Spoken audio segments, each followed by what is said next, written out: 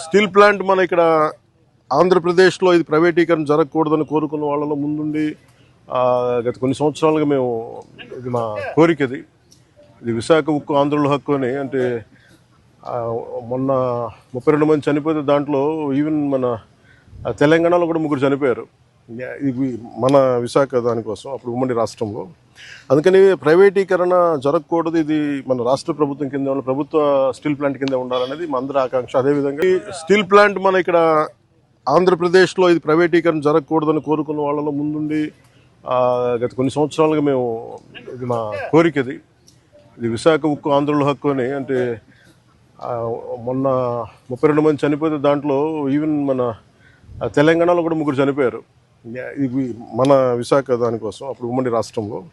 అందుకని ప్రైవేటీకరణ జరగకూడదు, ఇది మన రాష్ట్ర ప్రభుత్వం కింద ప్రభుత్వ స్టీల్ ప్లాంట్ కింద ఉండాలనేది మా అందరి ఆకాంక్ష. అదేవిధంగా